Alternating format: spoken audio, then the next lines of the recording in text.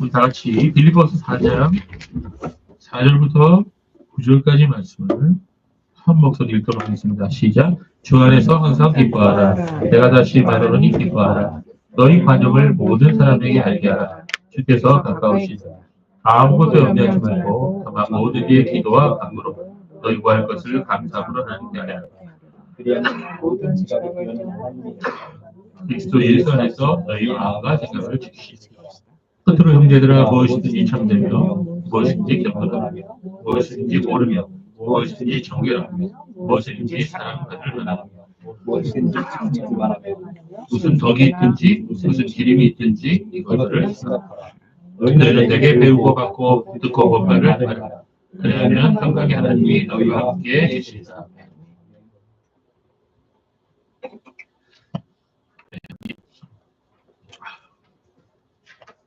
제가 오늘 말씀을 전하기 전에 한 가지 여러분께 양해를 하나 구하겠습니다. 제가 오늘 설교할 때는 헬라어 단어나 문장에 대한 설명이 좀 많이 나옵니다. 제가 설교할 때 히브리어나 헬라어 설명을 자주 하는 이유가 있습니다. 그래서 우리가 읽고 있는 이 성경이 다 번역서이기 때문인 것입니다. 우리가 이제 외국 작가가 저술한 책을 우리 한국 사람이 번역을 한 걸 읽어보면은 물론 번역이 잘 된 것도 있지만 번역이 잘 이루어지지 못한 것은 원문이 뭘 얘기하려고 했던 것, 원저자가 뭘 얘기했다는 걸 잘 전달을 못해줘요. 오해가 생깁니다. 이게 성경도 마찬가지입니다. 성경이 굉장히 많은 번역 성경이 있는데 아무리 잘된 번역이라 할지라도 성경 원문의 의미를 정확하게 100% 전달하기가 어렵습니다. 그래서 많은 사람들이 번역서에 있는 문장이나 단어만을 가지고 잘못된 이해를 하는 경우가 너무나 많습니다. 그래서 이 말씀을 전하는 목사들은 반드시 히브리어와 헬라어 그리고 더 나아가서 라틴어 이 세 가지에 대한 이해가 반드시 있어야 하는 것입니다. 그래서 오늘 제가 이 헬라어에 대한 설명이 좀 자주 나오는데 이해해 주시기를 먼저 양해를 구하고요. 오늘 말씀은 설교의 형태지만 성경부 같은 그런 스타일이 될 것입니다. 여러분 좀 같이 공부한다, 성경을 공부한다 이런 마음으로 가지고 한 구절 한 구절 따라오시면 좋겠어요. 자, 여러분 현대인들은 어디를 가나 누구를 만나거나 무슨 일을 하거나 항상 스트레스를 받으면서 살아갑니다. 여러분들 스트레스 많죠? 지난 한 주간도 스트레스 많이 받으신 걸로 알고 있습니다. 저도 스트레스 많이 받고 있습니다. 그 중에서도 저는 이 사람들과의 관계에서 오는 스트레스가 가장 크다라고 생각을 해요. 여러분 어떻게 생각하세요? 여러분 남녀가 서로 눈이 맞아서 사랑하고 또 서로 사랑한다 고백합니다. 그리고 함께 삶을 차리고 살아가죠. 그런데 얼마 못 가서 서로 의견 충돌이 일어나고 싸우고 다툽니다. 어때요, 여러분? 여러분도 그래 봤죠? 여러분 부모님도 싸우는 거 봤죠? 예. 자, 요사이 끔찍한 사건들 중에서 이 데이트 폭력, 데이트 살인이 아주 자주 일어나고 있어요. 여러분, 지난 한 주간에도 60대 남자가 모녀를 살해했더라고요. 같이 사귀던 모녀를. 60대 엄마와 그 딸을 살해했어요.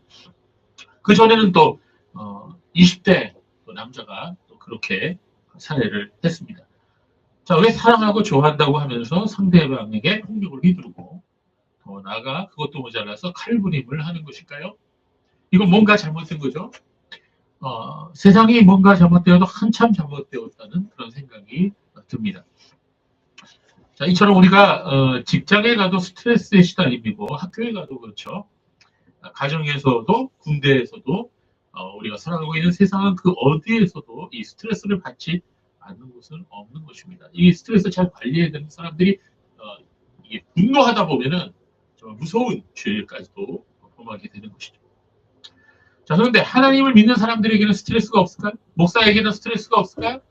예, 여러분 그렇지 않습니다. 믿는 사람에게도 이 세상살이의 스트레스와 고난은 똑같이 존재합니다. 그러나 믿는 사람들은 세상 사람들과 뭔가 좀 달라야 하지 않겠습니까? 믿는 사람이 뭐가 다를까요? 똑같이 스트레스를 받지만 믿는 사람들은 뭔가 달라야 되죠? 네, 맞습니다. 그리스도인들은 이러한 스트레스와 이러한 고난과 이러한 문제를 가지고 하나님 앞으로 나갈 수 있다는 것이 다릅니다. 여러분 신구약 성경을 자세히 읽어보면요. 하나님께서 여러 약속을 하셨는데 그 중에서 우리가 삶의 고통과 문제와 스트레스를 그대로 가지고 하나님 앞으로 나오라고 하나님이 말씀하신 그런 구절이 정말 많아요. 그리고 실제로 하나님의 사람들은 항상 인생을 살다가 어떤 어려운 문제를 만나면 그 문제를 가지고 하나님 앞에 가지고 나가서 기도했습니다. 그리고 응답을 받았습니다. 구원을 받았습니다. 사실 성경은 그런 내용들이 가득 차 있습니다. 이제 우리의 마음을 있는 그대로 말씀드리고 주님 앞에 쏟아내면 하나님께서 우리를 도우시고 우리 마음속에 놀라운 평강을 채워주겠다. 이렇게 약속하셨어요. 그 중에 대표적으로 네 구절을 제가 뽑아서 여러분에게 제시해드렸어요. 그럴까요? 이사야 26장 3절을 읽겠습니다. 시작. 주께서 심지가 견고한 자를 건강하고 평강하도록 지키시니 이름을 맞춤을 신뢰함이니이다. 네. 마태복음 11장 28절. 수고하고 무거운 짐진 자들아 다 내게로 오라. 내가 너희를 쉬게 하리라. 시편 32편 6절 말씀. 이로 말미암아 모든 경건한 자는 주를 만날 기회를 얻어서 주께 기도할지라. 진실로 홍수가 범람할지라도 그에게 미치지 못하리이다. 시편 62편 8절. 백성들아 시시로 그를 의지하고 그의 앞에 마음을 토하라. 하나님 우리의 피난처시로다. 아멘. 자, 이 네 구절 다 제가 사랑하는 구절인데요. 여러분들 잘 아시죠? 그 중에서 마지막 구절, 시편 62편 8절 말씀 보면 어떻게 하라 그러세요? 하나님 앞에 마음을 어떻게 하라고요? 토하라. 우리가 속이 안 좋으면 어떻게 되죠? 토해야 되죠. 그럼 시원하죠. 그것처럼 우리 안에 너무나 힘든 무거운 짐과 스트레스가 있을 때 어떻게 하라고요? 하나님 앞에 나와서 토하라. 그러다가 하나님 앞에 진짜 밥 먹고 토하라는 게 아니고 어떻게 하는 그 마음에 있는 것들을 내어놓으라는 거죠. 기도하라는 거죠. 말씀드리라는 거죠. 그러면 어떻게 돼요? 우리 마음이 시원해져요. 하나님 우리에게 피난처시고 우리를 지켜주시는 분이시라는 거예요. 성경은 하나님 앞에 나아가서 내 마음을 쏟아내라고 말씀하십니다. 도저히 풀리지 않는 인간관계가 여러분에게 있습니까? 너무나 힘든 경제적인 문제로 고통당하고 있습니까? 무서운 병으로 죽음의 두려움에 힘들어하고 있습니까? 인생에 그 어떠한 문제이든지 그 모든 문제 다 가지고 나와서 하나님 앞에 말씀드리고 기도하라고 하나님은 명령하셨어요. 그때 하나님께서 우리 마음속에 놀라운 평강이 자리 잡도록 해주신다는 거예요. 기도 응답이 물론 오지만 기도 응답이 오기 전에 평강이 제일 먼저 와요. 기도 응답도 옵니다. 그리고 하나님께서 가장 좋은 방법으로 우리의 기도에 응답해 주실 것입니다. 이건 경험해 보신 분들은 다 알죠. 여러분 죄 많고 문제 많고 가는 곳마다 스트레스를 받을 수밖에 없는 이 세상을 살아가면서 성도가 진정한 마음의 평강을 누리고 그 평강을 지키기 원한다면 하나님의 말씀대로 실천하면 되는 것입니다. 그래서 여러분은 이 한 주간 삶을 사시면서 어려운 일이 있을 때마다 하나님 앞에 가지고 나와서 말씀드리겠습니다. 여러분 우리가 살아가는 세상은 언제나 여러 가지 환난과 문제와 고통으로 가득하지만 주님 안에 거하는 성도는 그러한 환난의 소용돌이 속에서도 마음속에 진정한 평화를 누릴 수가 있어요. 즉 하나님이 우리에게 주신 평화는요 세상이 절대로 빼앗을 수 없습니다. 우리는 이렇게 어떻게 이러한 평강이 우리 안에서 계속해서 지속될 수 있는지 오늘 배우게 될 것입니다. 무엇보다도 우리는 주님 안에 있어야 된다고 제가 지금 계속해서 몇 주에 걸쳐서 말씀드리고 있습니다. 이 주 안에 있다는 말이 무슨 뜻이에요? 하나님과의 바른 관계에 있다는 뜻이에요.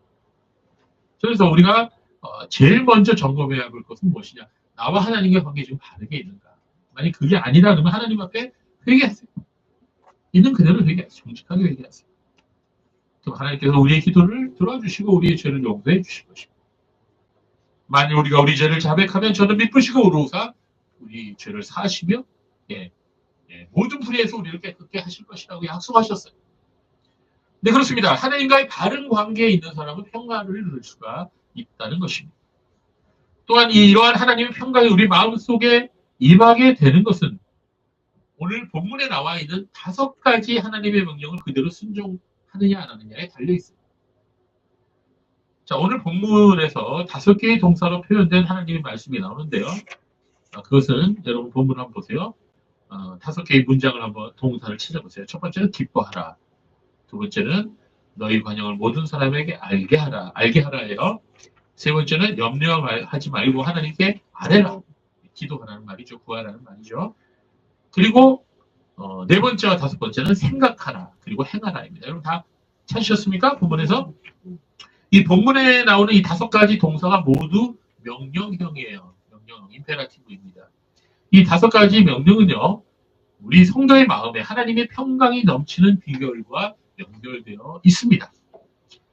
저는 지난 2주간에 걸쳐서 빌립보서 4장 4절부터 7절까지의 본문에 나오는 세 가지 명령을 먼저 살펴보았죠. 그것은 주 안에서 기뻐하라고 하신 것과 너희 환영을 모든 사람에게 알게 하라고 하신 것, 그리고 염려하지 말고 하나님께 아뢰라. 이렇게 세 가지 명령을 여러분하고 함께 살펴보았습니다. 우리가 이 세 가지 명령을 지킬 때 하나님의 평강이 우리 마음과 생각을 지킬 것이다 라고 말씀하고 있습니다. 저는 살면서 이 말씀을 너무나 많이 경험해봤어요. 여러분도 아마 그랬을 거예요. 정말 기도하기 전에는 불안하고 걱정되고 어떡하지 그랬는데 하나님 앞에 나와서 막 온 힘을 다해서 기도하고 부르짖으면요, 제일 먼저 마음이 평안해지죠. 되죠. 그 마음속에 물결치던 그 풍랑이 잔잔해집니다. 예수님께서 그 배에서 풍랑을 향해서 잠잠하라고 명령하셨을 때 파도가 잔잔해지지 않았습니까? 마찬가지입니다. 우리 마음속에도, 우리 세파라고 그러잖아요. 세상의 풍파. 이런 것들이 우리가 하나님의 말씀에 순종하여 기도할 때 그것이 평탄해지는 것을 우리가 볼 수가 있습니다. 자, 그런데 오늘 이어지는 빌립보서 4장 8절과 9절 말씀을 보면은 우리가 우리 마음의 평강을 지키는 비결이 두 가지 더 있다는 것을 말씀하고 있습니다. 그것은 바로 생각하라와 행하라의 두 가지 명령에 담겨 있습니다. 오늘은 주로 이 두 가지, 두 번째 이 두 가지 명령에 우리가 집중해서 살펴보려고 해요. 이렇게 빌립보서 4장 4절로부터 9절까지의 말씀은 우리에게 하나님께서 주시는 평강 안에 머물 수 있는 비결을 이 다섯 가지 동사로 설명해주고 있어요. 그래서 오늘 말씀 제목이 바로 기뻐하라, 관용하라, 염려 말고 구하라, 그리고 생각하고 행하라. 이렇게 다섯 가지 동사로 그냥 설교 제목을 정했습니다. 여러분 기억하시기 편하게. 자, 한번 따라해볼까요? 기뻐하라, 관용하라, 염려 말고 구하라, 그리고 생각하고 행하라. 쉽죠? 네. 여러분 이제 한 주간 살면서, 아니 앞으로 살면서 이 말씀, 이 문장 기억하고 그대로 실천하시면 돼요. 자, 8절 말씀 우리 다시 한번 읽어볼까요? 빌립보서 4장 8절 말씀 시작. 끝으로 형제들아, 무엇이든지 참되며 무엇이든지 경건하며 무엇이든지 옳으며 무엇이든지 정결하며 무엇이든지 사랑받을 만하며 무엇이든지 칭찬받을 만하며 무슨 덕이 있든지 무슨 기림이 있든지 이것들을 생각하라. 자, 개혁성경은요, 이 8절 말씀에 맨 처음 나오는 단어를 정말로라고 번역했어요. 그래서 개혁성경을 보면 정말로 형제들아 이렇게 시작하고 있는데요. 이 정말로 해버리니까 마치 마지막 때, 예수님이 오시는 이 마지막 때를 이야기하는 것처럼 보이죠? 그러나 이것은 정확한 번역이 아니에요. 그래서 이제 헬라어 원문을 정확하게 우리가 알아야 됩니다. 똑같은 표현이 빌립보서 3장 1절에도 나와요. 자, 이 말은요, 헬라어로요, 톨로이폰이에요. 톨로이폰이라고 하는 말은요, 편지를 끝맺으려고 하는 의도를 나타내는 표현이에요. 네, 그래서 개역 개정 성경은 끝으로라고 번역했어요. 이게 잘한 겁니다. 그 다음에 다른 성경에서는 마지막으로. 자, 우리가 이제 편지를 쓰다가 한참 쓰다가 이제 마지막 말을 하고 싶으면 끝으로 이러고 이제 편지를 쓰지 않습니까? 예. 자, 마지막 그런 뜻이에요. 톨로이폰. 마지막으로 끝으로 내가 한 말 더 하겠다. 이러면서 이제 8절 말씀을 말씀하고 있습니다. 자, 8절 말씀을 다시 한번 자세히 보십시오. 계속해서 반복되는 단어가 나오죠. 뭡니까? 발견하셨어요? 예, 무엇이든지입니다. 무엇이든지. 이 단어가 몇 번 반복되어 사용되었나요? 예, 눈을 빨리 굴려야 돼요. 4번이에요? 6개. 응? 몇 번? 6개. 예, 맞습니다. 무엇이든지라는 단어를 모두 6번에 걸쳐서 반복해서 말하고 있어요. 자, 무엇이든지 또는 무엇이든지 다 맞아요. 자, 이렇게 번역한 이 말은 헬라어로 호사예요. 호사라고 하는 단어입니다. 사도 바울은 여기서 6가지의 덕목을 말씀하고 있는데요. 이 6가지 아름다운 덕목을 이 무엇이든지라는 상관관계 대명사 호사라는 단어와 연결시켜서 소개하고 있어요. 자, 호사 에스틴 알레테, 호사 셈나, 호사 디카이아, 호사 그나, 호사 프로스펠리에, 호사 유페마 이렇게 6가지 덕목을 호사라는 단어와 연결시켜서 말씀하고 있습니다. 자, 헬라어 본문을 보면 이렇게 6가지 덕목들이 호사라는 단어에 연결되어 있는데요. 이 호사라는 단어는요, 신약 성경에서 약방의 감초처럼 쓰이는 단어예요. 모두 110번이나 사용되었어요. 많이 사용됐죠? 신약 성경에서. 자, 이 문장에서 이 격변화에 따라서 이 호사라는 단어는요, 호소스, 호세, 호소, 호소요, 호사요, 호사 여러 가지 아주 다양한 격변화를 가지고 표현됩니다. 그러나 뜻은 다 똑같아요. 자, 이 단어는 여러 가지 의미로 사용되는데요. 양이나 또는 값이 얼마인지 또는 어느 정도인지를 나타내 줍니다. 또는 영어로 하면 how much, how many 뭐 이런 뜻이에요. 또 얼마나 멋진지 how great, how beautiful 이런 의미도 돼요. 그 다음에 얼마나 만큼 훌륭한지 as great as 뭐 이런 뜻으로 아주 많은 의미를 가지고 있는데요. 본문에서는 무엇이든지 라는 의미로 사용됩니다. 무엇이든지 아주 다양한 의미로 번역되는 단어인데요.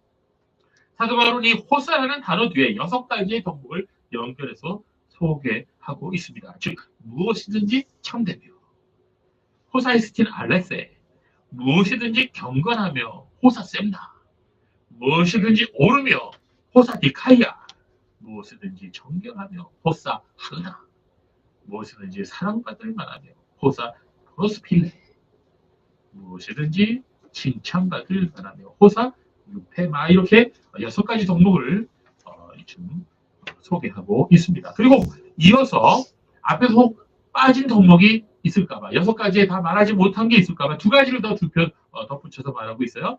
무슨 덕이 있든지 무슨 기름이 있든지 그리고 이어서 8절 문장에 주동사가 드디어 나옵니다. 이것들을 생각하라. 여기서 이것들은 앞에 말한 6가지 덕목 그리고 2가지 추가로 한 거 다 포함되는 거예요.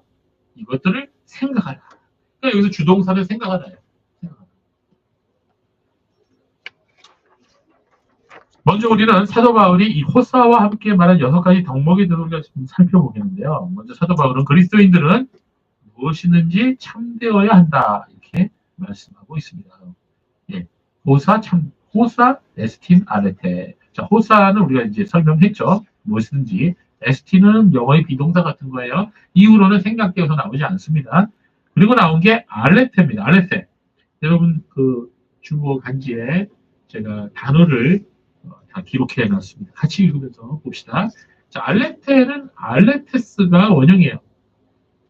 이 알레테스는 진리와 복음 그 자체를 말하는 겁니다. 이 단어는 구약에서 의, righteousness, 의와 거의 동일시되었어요. 그리고 신약에서는 기독교의 별명처럼 불리고 있어요. 기독교 하면 알레테예요. 알레테스가 기독교예요. 진리라는 뜻이죠. 자, 그래서 이 알레테스는요, 영적이고 도덕적인 진실을 말하고요. 단지 아는 데만 그치는 게 아니고요. 실제로 행해야 하는, 즉 삶 속에서 열매와 실천과 행함으로 나타나는 복음의 능력을 이 알레테스라고 말합니다. 이 진리야말로 그리스도인들이 생각하고 추구해야 할 덕목인 것입니다. 사도 바울은 말씀하고 있습니다. 너희는 알레테를 생각해라. 진리를 항상 생각하고 살아라. 이렇게 지금 말하고 있는 거예요. 자, 이 단어의 명사형이 그 유명한 알레세이아예요. 알레세이아. 우리가 잘 아는 요한복음의 2구절에 이 알레세이아가 나오죠. 요한복음 1장 14절 말씀이 육신이 되어 우리 가운데 거하심에 우리가 그의 영광을 보니 아버지의 독생자의 영광이요. 그 다음 은혜와 진리가 충만하더라. 교회 중에 은혜와 진리 교회라는 교회가 이름이 있죠. 여기서 나온 거예요. 은혜와 진리가 충만하더라. 예. 카리스토스 카이 알레테이아. 알레테이아. 진리예요. 진리. 그 다음에 요한복음 4장 24절. 우리가 맨날 예배 직전에 예배 시작하면서 말씀드리는 말씀이죠. 하나님은 영이시니 예배하는 자가 영과 진리로 예배할지니라. 영과 진리로. 예. 푸뉴마티카이 알레세이아. 알레세이아. 여기도 또 나오죠. 진리. 예, 그렇습니다. 이 진리라고 하는 것은 기독교 복음 그 자체예요. 예수님 그 자체입니다. 그래서 우리가 제일 먼저 우리 그리스도인들이 살면서 제일 먼저 항상 생각하고 집중해야 될 덕목이 뭐냐? 알레세이아예요. 진리예요. 그러니까 진리이신 예수님 말씀 복음을 우리 항상 생각하면서 살아야 돼요. 지금 바울은 그 얘기를 한 거예요. 바울서가 그 다음 2번째로 말한 덕목은 뭐예요? 경건이에요. 경건. 우리나라 말로 경건으로 번역되어 있는데요. 헬라어로 셈나입니다. 셈나는 번역이 그 원형이 셈너스인데요. 이 셈너스라는 단어는 빌립보서와 목회서신 즉 디모데전서와 디도서에만 나타나는 단어예요. 근데 이 단어는 고전 헬라어 즉 그리스 문화에서 자주 사용했어요. 신들의 칭호로 사용되었던 단어입니다. 이 셈너스가 신들을 의미했어요. 즉 신들을 말할 때 거룩한 존엄성을 가진다라고 했을 때 이 셈노스를 사용했어요. 자, 그래서 이 셈노스라는 단어는 존경할 만한 가치가 있는 것, 도덕적인 고결함을 의미하는 존엄성 이런 것들을 의미했네요. 그래서 우리가 두 번째로 그리스도인들이 항상 바라보고 생각하고 집중해야 될 덕목은 뭐냐? 이 셈노스다. 즉 경건이다. 고귀합니다. 예, 그것입니다. 예, 그래서 우리가 지금 무엇이든지 경건하면 이렇게 바울이 있어요. 세 번째로 바울이 얘기한 덕목은요, 오름이에요. 오름. 무엇이든지 오르며 호사 디카이아. 여러분 많이 들어보셨을 텐데 이 디카이아는 의란 뜻이에요. 의로움. 법적인 의로움이에요. 법적인 도덕적인 의로움. 그래서 이 디카이아는 헬라인들이 이 디카이아라는 단어를 쓸 때는요, 도덕 중에서 최고의 미덕을 말할 때 이 단어를 씁니다.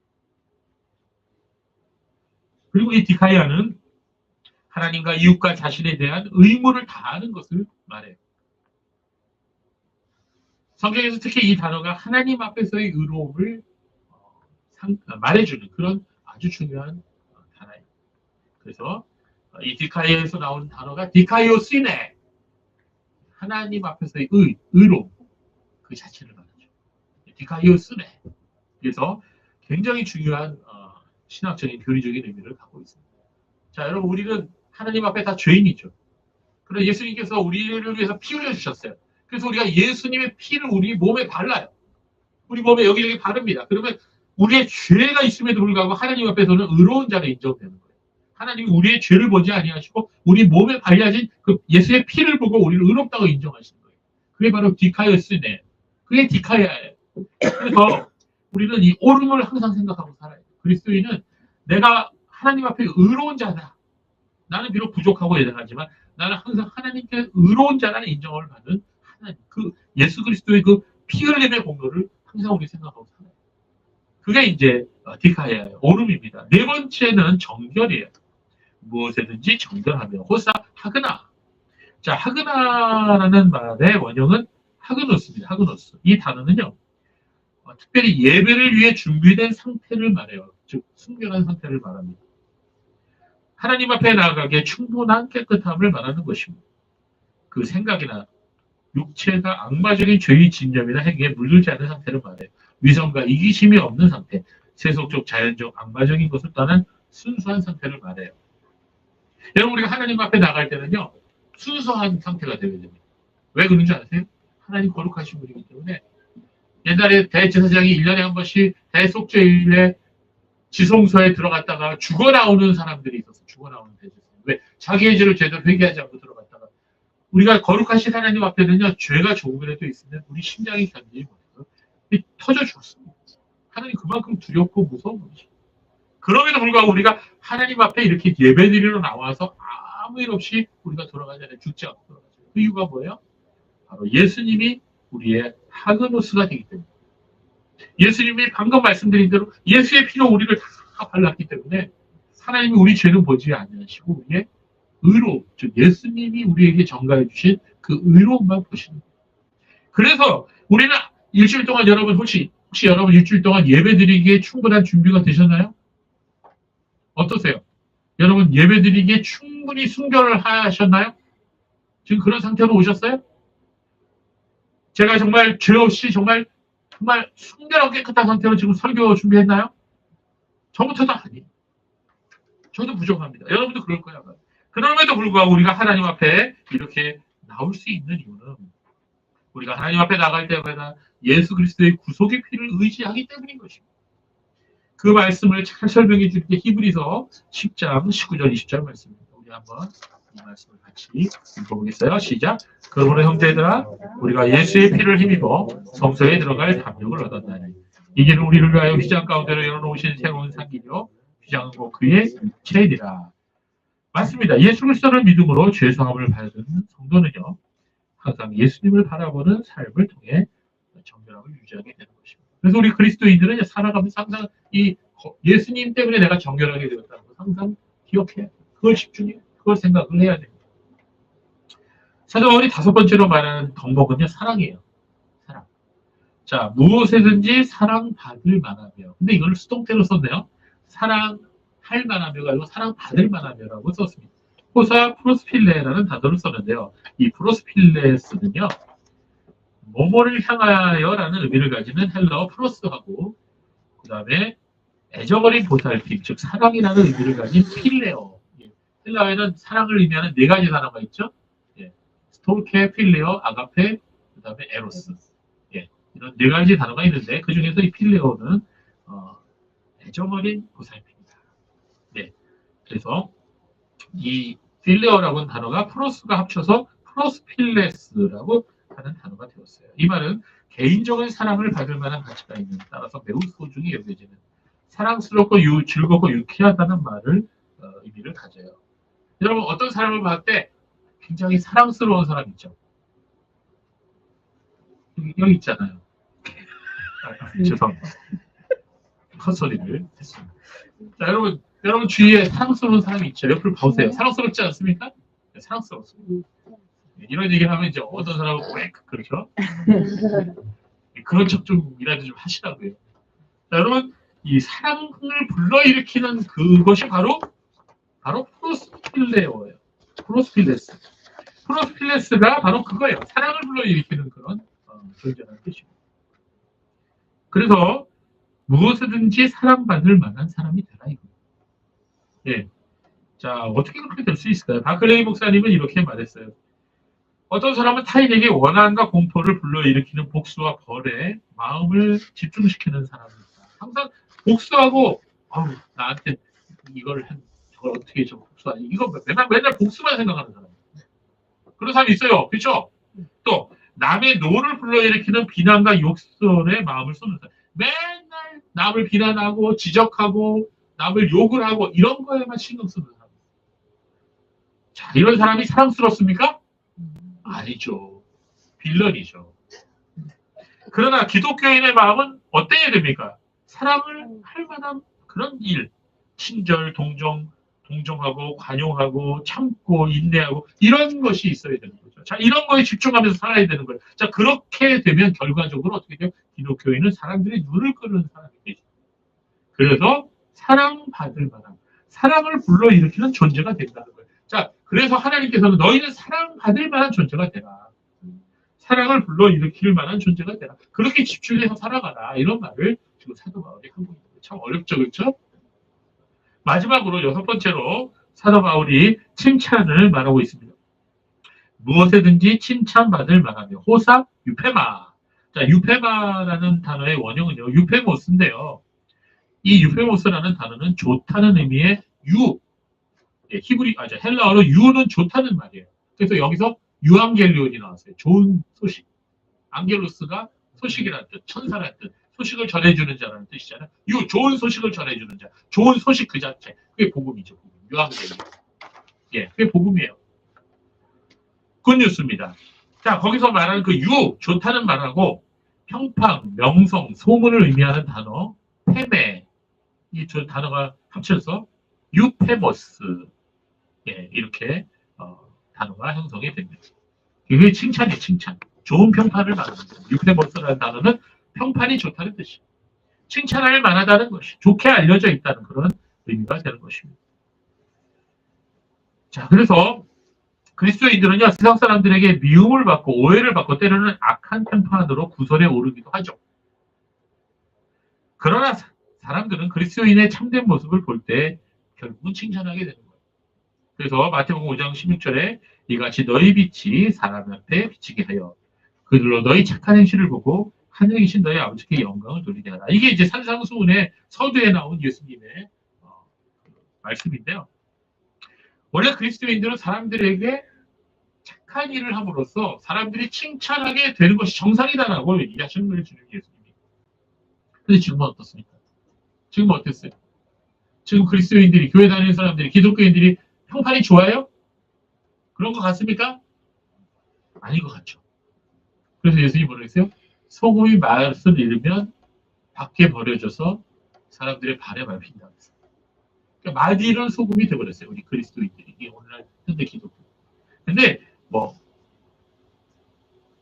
저기가 언론이 한 몫을 하죠. 거기 기독교를 굉장히 많이 비판을 하죠. 그러나 어쨌든 간에 우리 교회의 책임이 있고 우리 그리스도인들의 책임이 있어요. 목사들의 책임이 있는 거죠. 무엇보다 성도는 그 행실과 마음이 하나님께서 보시기에 아름다워야 한다고 사도 바울은 말씀하고 있습니다. 사람들의 평판도 중요하지만 우리가 그렇게 살아야 할 이유는 무엇보다 하나님께서 우리를 보고 계시기 때문이죠. 하나님의 평가가 더 중요합니다.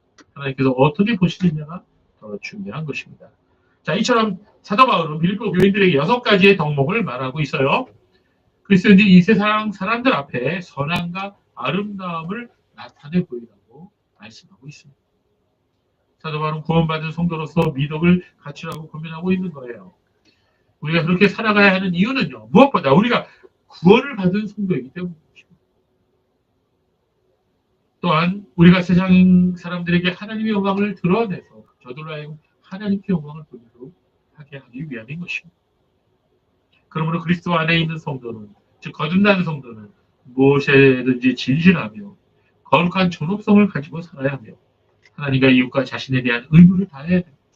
하나님 앞에서 깨끗해야 하고 매력적으로 사랑을 불러일으키는 존재가 되어야 됩니다. 점지 않고 고상하고 좋은 평판으로 칭찬을 받을 만해야 한다는 것입니다. 이게 이제 6가지 덕목에서 말하고 있는 것입니다. 근데 여러분 어떻습니까? 이 6가지 덕목을 여러분 자신을 한번 살펴봅시다. 나 자신을 살펴봅시다. 저도 그렇고요.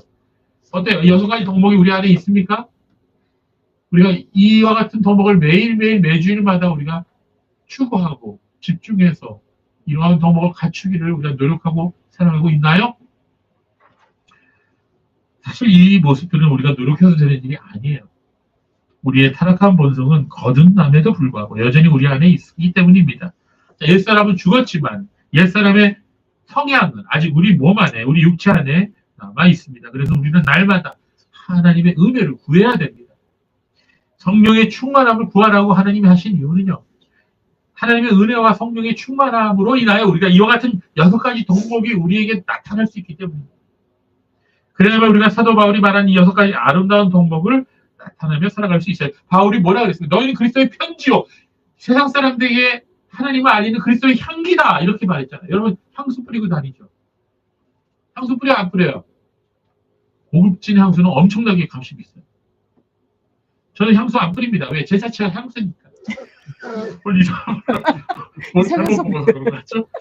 여러분 그리스도인을 향해요. 바울이 뭐라 했어요? 너희는 그리스도의 향기라 그랬어요. 그리스도의 향기라. 어디를 가든지 예수 믿는 모습을 사람들에게 나타낸다. 그리스도의 편지라 그랬어요. 너희를 보면 하나님의 말씀을 너희를 통해서 너희의 행동을 통해서 읽을 수 있다. 사도 바울은 계속해서 말씀합니다. 무슨 덕이 있든지 무슨 기름이 있든지 이것들을 생각하라. 빌립보서 4장 8절 하반절입니다. 바울은 6가지 덕목 중에서 빠진 것들이 있더라도 그 모든 것을 일관해서 말하고 있습니다. 그것이 무슨 덕이든지 무슨 칭찬할 만한 것이든지 이것들을 생각하십시오. 이렇게 빌립보서 4장 8절은 끝나게 됩니다. 자, 무슨 덕이 있든지 에이티스 아레테. 자, A는요, if 영어로 만약, 그 다음에 티스는 N이라는 뜻이고, 그 다음에 나오는 아레테, 바로 이 단어가 도덕적으로 탁월함, excellence, 우수함을 말합니다. 네, 이 말은 고전 헬라어에서요, 모든 종류의 뛰어난 것을 의미하는 데 사용되었는데요, 용감함이나 지위나 토지나 동물 등의 우수함을 의미했어요. 예. 그래서 이 아레테라는 말은요, 삶을 풍요롭게 하기 위해 나타나는 미덕이며 도덕적인 우수성을 나타냅니다. 근데 신약에서는 이 말을 하나님께 대해서 사용을 했습니다. 베드로전서 2장 9절 그러나 너희는 택하신 족속이요 왕 같은 제사장들이요 거룩한 나라요 그의 소유가 된 백성이니 이는 너희를 어두운 데서 불러내어 그의 기이한 빛에 들어가게 하신 이의 아름다운 덕을 선포하게 하려 하십니다. 여기 아름다운 덕이 바로 아레타스예요. 교변을 했죠. 아레테입니다. 자, 하나님의 아름다운 덕을 아레테라고 설명하고 있어요. 베드로후서 1장 3절 말씀, 그의 신기한 능력으로 생명과 경건에 속한 모든 것을 우리에게 주셨으니 이는 자기의 영광과 덕으로서, 여기 바로 아레테가 나옵니다. 덕으로서 우리를 부르신 이를 알므로 말미암습니다. 네, 무슨 덕이 있든지, 그 다음에 바울은 무슨 기름이 있든지 이렇게 이어서 말하고 있는데요. 무슨 기름이 있든지, 카이에이티스 에파이노스. 여기서 기름으로 번역된 단어는 에파이노스인데요. 이건 칭찬이라는 뜻이에요. 상, 찬성 이런 의미가 있어요. 자, 그래서 무슨 기름이 있든지를 무슨 칭찬이 있든지로 번역해도 좋은 것입니다. 자, 이것은 그 사람이 굉장히 훌륭한 인격과 도덕성으로 인해서 칭찬을 받는다는 그런 의미를 가지고. 자, 그렇습니다. 여러분, 사도 바울은 이 8절에 성도가 어떤 덕이 있든지 어떤 칭찬을 받든지 이것들을 생각하라 이렇게 말하고 있습니다. 자, 이것들은 앞에서 말한 모든 6가지 덕과 뒤에서 말한 2가지 추가된 덕, 모든 걸 다 포함하는 거죠. 자, 이것들을 생각하라라고 했어요. 생각하라. 여러분, 생각하라라는 말의 헬라어는 로기제테스인데요. 이 번역이 로기조마이예요. 로기조마이. 현재 명령법 중간태 2인칭 복수형 로기조마이. 예, 로기조마이의 의미는요, 간주하다, 주의 있게 생각하다 그런 뜻을 갖고 있습니다. 8절의 마지막에 위치한 이것들을 생각하라 해서 이것들은 앞에 6가지 덕목과 모든 그리스도인이 나타내야 할 덕목을 얘기한다 그랬죠. 바로 그와 같은 것을 생각하라고 바울은 명령하고 있습니다. 자, 우리가 살아가면서 우리의 생각을 어디에 두고 살아가나요? 여러분은 어디에 두고 살아가고 있습니까? 여러분이 제일 여러분의 생각을 집중시키는 그런 분야가 어디예요? 바울은 여기서 그리스도인들은요, 삶을 살아가면서 어디에다 우리의 생각을 집중해야 되는지를 지금 말하고 있는 거예요. 여러분, 우리의 생각을 집중하면 우리의 삶도 그렇게 된다. 예, 우리가 돈에 집중해서 살면 어떻게 되죠? 수전도가 되죠. 수전도. 스크루지 영감이 되는 거죠. 자, 우리가 어디에 집중하느냐에 따라서 우리의 삶이 그렇게 된다는 거죠. 하나님 그렇게 우리를 만드셨어요. 자, 어떤 사람이 고상한 사고를 계속해서 하면 고상한 삶을 만들어요. 또 어떤 사람이 거룩한 사고를 하게 되면 거룩한 삶을 만드는 법이 것입니다. 이게 사고, 생각이라고 하는 것은 사람을 만들어요. 이게 굉장히 이게 중요한데 하나님 그렇게 만드셨습니다. 지금 뇌과학이 계속해서 발전하고 있는데요. 이 뇌과학, 정신과학 쪽에 가면요. 사람이 무엇을 생각하느냐가 그게 놀라운 사람을 바꾸는 힘이 있다는 거죠. 그게 뭐 그게 뉴에이지 얘기가 아니에요. 하나님 그렇게 만드신 거예요. 여러분, 우리가 8절에 말씀한 것 같이 우리의 생각을 어디에다가 집중해야 돼요? 좋은 것들, 덕목들에 집중해야 됩니다. 6가지 덕목, 지금까지 그래서 디밀하게 말씀드린 거예요. 성도는 진리에 집중해야 돼요. 말씀에 집중해야 돼요. 이 8절에 생각하다, 로기조마이라는 말은요, 어쩌다가 주의를 기울이는 것이 아니라 좀 더 적극적인 행위를 가리켜요. 그건 습관적으로 어떤 주제에 대해서 골똘히 생각하는 것을 말하고 계속해서 생각하는 것을 말합니다. 로기조마이. 우리의 생각을 하나님의 진리로 깊이 채우는 묵상을 하라는 그런 의미예요. 여러분, 성도는요, 바른 생각을 해야 됩니다. 바른 생각. 바른 생각이라는 잡지가 있었나요? 네, 그런 잡지가 있었던 것 같습니다. 네. 이런 삐뚤어진 생각, 잘못된 생각, 허망한 생각, 더러운 생각을 하지 말고요. 아름다운 것, 진리의 복음을 우리는 생각해야 됩니다. 세상적인 생각과 사고, 육적인 생각들을 남과 비교하는 생각들, 다른 사람의 눈길을 의식하는 생각들, 분한 마음으로 복수할 생각들, 자, 이런 것들에 매여 살게 되면은 어떻게 되죠? 사람이 망가져요. 사람이 불행해집니다. 이런 생각들을 우리 마음에 허락하면 안 돼요. 이런 것들이 내 마음에 쌓이기 시작하면요, 어떻게 되니까 다시 걱정과 근심과 의심에 시달리게 되고요, 병이 생깁니다. 병. 그렇게 되면 마음의 평강을 잃어버리게 되죠. 그리고 더 나아가서 우리의 마음과 생각이 어떻게 되느냐? 마귀의 놀이터가 됩니다. 마귀의 놀이터가 됩니다. 여러분 마틴 루터 목사님이 아주 유명한 말씀을 했는데요. 여러분 한번 들은 적이 있을 겁니다. 머리 위로 새가 날아다니는 것은 어쩔 수 없다. 그러나 그 새가 내 머리 위에 앉아가고 둥지 트는 것은 놔둬서는 안 된다. 아주 유명한 말을 했어요. 여러분 무슨 말인지 이해하십니까? 우리가 매일 생각 속에서 스치고 지나가는 악한 생각들이 있죠. 여러분 나쁜 생각들이 갑자기 생각날 때 있어요, 없어요? 네, 그럴 때 그건 어쩔 수 없어요. 그건 피할 수 없습니다. 그러나 그 악한 생각이 내 마음속에 머물면서 둥지를 틀게 해서는 안 된다는 그런 말을 하신 거예요. 나쁜 생각이나 마치 우리 머리 위를 스치는 새와 같아서 막아낼 도리가 없어요. 그러나 그 나쁜 생각이 우리 머리 가운데 자리를 잡고 들어가지 못하게 물리칠 책임은 우리에게 있는 겁니다. 그래서 저도 가끔 머리를 막 흔들어요. 나쁜 생각이 들어.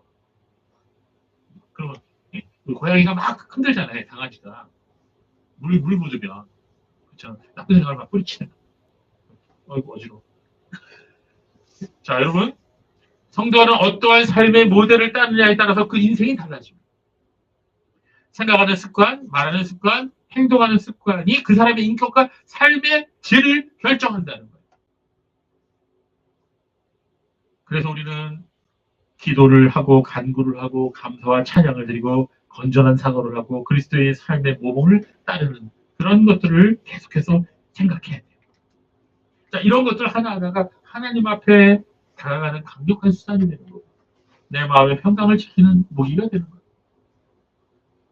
그래서 우리가 생각하는 훈련이 필요해요. 그 생각이 오염되면요. 우리의 모든 것이 오염되는 거예요. 하나님께서 우리에게 주신 뇌와 그 뇌를 가지고 어떻게 생각하느냐가 바로 우리의 삶을 결정짓고 변화시키는 것입니다. 하나님의 말씀으로 우리의 생각을 채워야 돼요.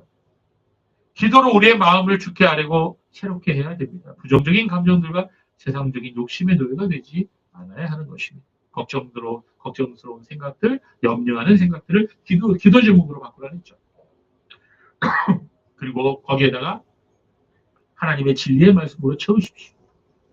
우리가 느끼는 방식, 자기 스스로에게 하는 혼잣말들, 그리고 우리의 결정들과 같이 삶의 모든 양상에 있어서 성경적인 사고를 해야 하는 것입니다. 무엇보다도 성경적 사고방식을 우리의 고통스러운 감정에 적용하는 것이 중요해요. 여러분, 걱정스러운 생각이 일어나면요, 하나님의 말씀에다 거기다 맞받아치세요. 그래서 암송이 중요한 거예요. 암송. 네, 예수님도 암송에서 마귀의 3번 유혹을 다 물리치신 것처럼 우리 암송을 많이 하고 있으면요, 악한 생각, 나쁜 생각, 좌절하는 생각, 염려가 일어날 때마다 그 암송의 말씀을 대적하는 거예요. 어떤 사람은 나 자신을 불행하다고 생각하면서 우울한 삶을 살아가요. 그런 사람들은요, 걱정, 근심과 잘못된 생각들을 너무나도 잘 받아들입니다. 마음속에서 그것들을 그리고 점점 더 크게 키워요. 뭐 화분 키우듯이. 걱정, 근심을 막 엄청나게 키웁니다.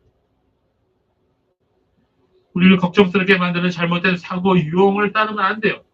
우리는 덕을 세우는 건전한 사고 유형을 가져야 됩니다.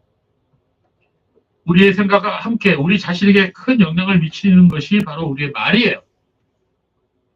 이 세상에는 추한 말과 거짓말과 불순한 말들이 많이 있죠. 세상 사람들의 말을 잘 들어요.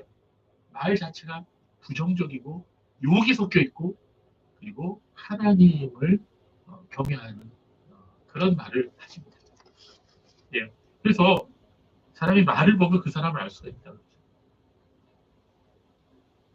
그리스도인들의 입술과 마음에는 하나님께서 들으시기에 합당한 말씀만이 있어야 할 것입니다.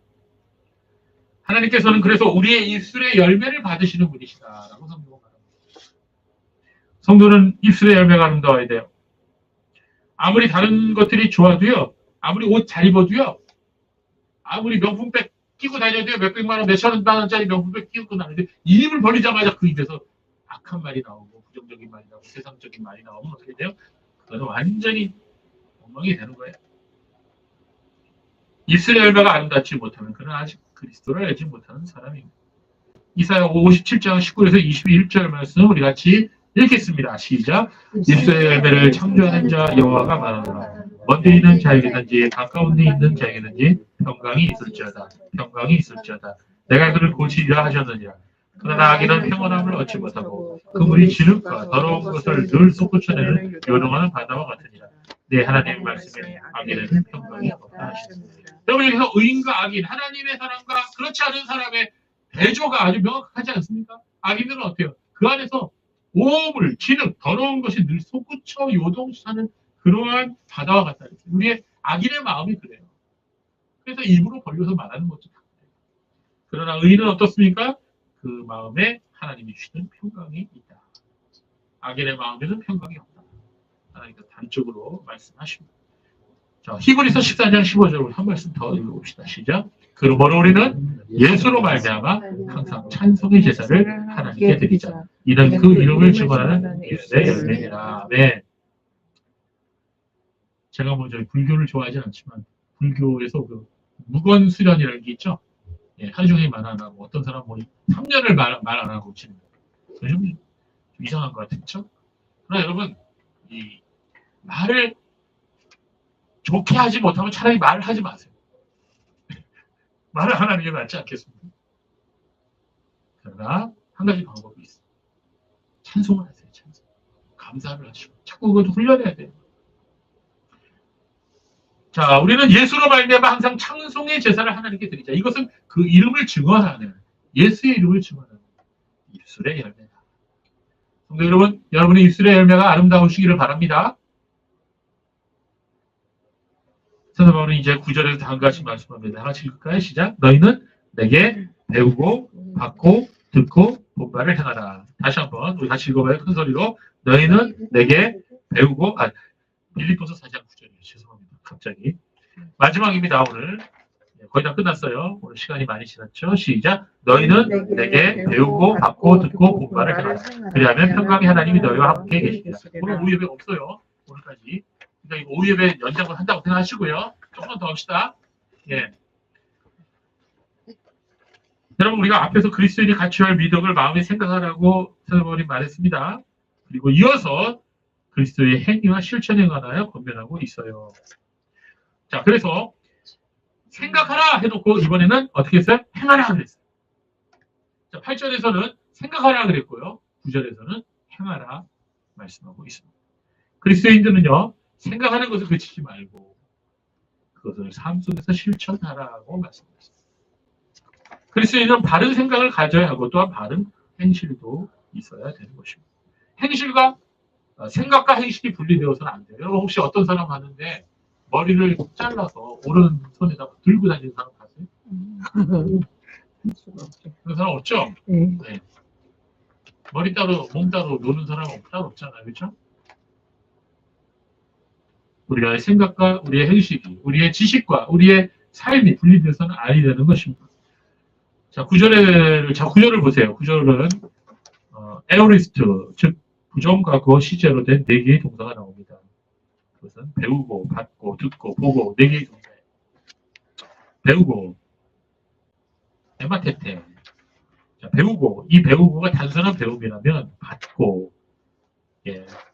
바렐라베테, 이거는요, 전달되어서 배운 거예요. 전해진 것을 배웠다는 뜻이에요. 이게 무슨 말이냐? 사도 바울이 빌립보 교인들에게 목회할 때가 있었거든요. 그때 설교하고 성경 공부 가르쳤죠. 그때 사도 바울이 직접 가르친 것을 바로 배우고 에마테테요. 그리고 편지를 통해서 또 빌립보 교인들이 받은 게 있어요. 그거는 전해받은 거예요. 그게 바로 바렐라베테예요. 너희가 배우고 받은 것을 행하라 그런 뜻이죠. 이 2가지 교훈을 실천하는 거예요. 그리고 3번째 듣고 에쿠사테, 그 다음에 보고 에이데테. 자, 듣고 본 바를 행하라. 이거 뭐냐면요, 실제로 빌립보 교인들이 눈으로 보고 경험한 것을 실천하라는 것이죠. 이거는 사도 바울이 빌립보 교인들한테 몸소 보여준 삶의 모범을 말하는 거예요. 저는 이제 이 말씀 전하면서 굉장히 또 찔리는데, 대부분의 설교자들은요, 자신들의 가르침을 실천하라고는 할 수 있어도 자기들의 삶이나 생활을 본받으라고 말하기는 참 어렵습니다. 저는 그래서 여러분 저를 본받으십시오라고 얘기를 전혀 못하는 거예요. 그럼 여러분이 그 말을 제가 하게 되면 여러분 속으로 웃으실지도 몰라요. 그러나 정말 훌륭한 선교자는 자기의 가르침을 자기의 생활에게 나타내 보여야 되는 거죠. 저도 그게 정말 기도 제목입니다. 여러분 기도해 주시기 바랍니다. 그래서 어느 교회 보면은 교회가 커지면서 교회가 날마다 더하면서 이 목회자의 그 성화도 이루어지는 것을 볼 수가 있어요. 목회자도 계속 자라나고 교인도 자라나고 그 교회도 자라나고 이게 세 가지가 함께 자라나는 그 정말 아름다운 교회가 되는 거죠. 정말 주님의 도우심이 필요합니다. 사도 바울은 그러나 자신 있게 너희가 듣고 본 바를 내게 듣고 본 바를 행하라 실천하라고 말씀하고 있어요. 사도 바울은요 설교만 한 게 아니고 삶 속에서 생활이나 행동을 통해서 사람들에게 본을 보였습니다. 그래서 여러분 성도들에게 자신을 본받으라고 권면했죠. 빌립보서 3장 17절 형제들아 너희는 함께 나를 본받으라. 그리고 너희가 우리를 본받은 것처럼 그와 같이 행하는 자들을 눈여겨보라. 고린도전서 4장 16절 그러므로 내가 너희에게 권하노니 너희는 나를 본받는 자가 되라.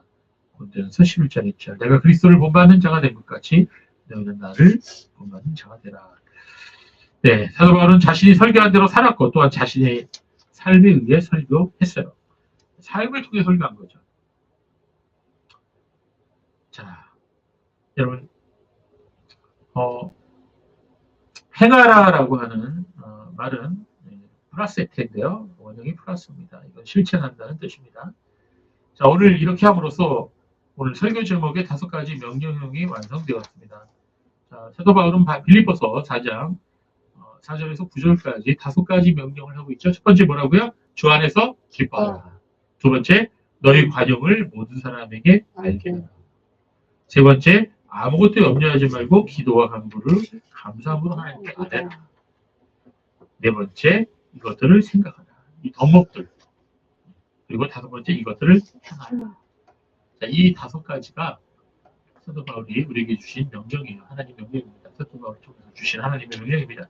그리하면 7절 모든 지각에 뛰어난 하나님의 평강이 그리스도 예수 안에서 너희 마음과 생각을 지키시리라. 9절 그리하면 평강의 하나님이 너희와 함께 하시리라. 이 약속의 말씀. 사실 이 말씀이 쉬운 말씀이 아닙니다.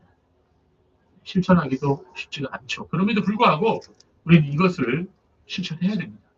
이 5가지 명령을 여러분 외우시고 여러분의 삶의 현장에서 구체적으로 실천하십시오. 그게 우리 성도의 삶이에요. 이게 하늘나라 갈 때까지 해야 할 숙제입니다. 말씀 맺겠습니다. 여러분 이 모든 것을 가능하게 하는 기초와 근원은요 바로 하나님과의 바른 관계예요. 그래서 우리가 하나님과의 바른 관계가 없다면 이 모든 것을 결코 실천할 수가 없는 것입니다. 하나님께서 은혜 주실 때 우리는 기뻐하고 관용하고 감사함으로 구할 수 있고 또 어떤 생각을 물리치고 하나님 말씀에 집중할 수 있을 것이며 하나님께서 은혜 주실 때 우리가 배우고 받고 듣고 본 바를 행할 수 있을 것입니다. 그럼 여러분 한 주간 동안 하나님 은혜 가운데 거하시고 기도하시기 바랍니다. 말씀 읽으시고 하나님의 영광을 위해 한 주간 사시기 바랍니다. 이것이 계속 반복되면 어떻게 돼요? 그게 우리의 인성이 되고 우리의 인격이 되고 우리의 삶이 되는 거죠. 그게 열매가 되는 거죠. 기도하겠습니다. 하나님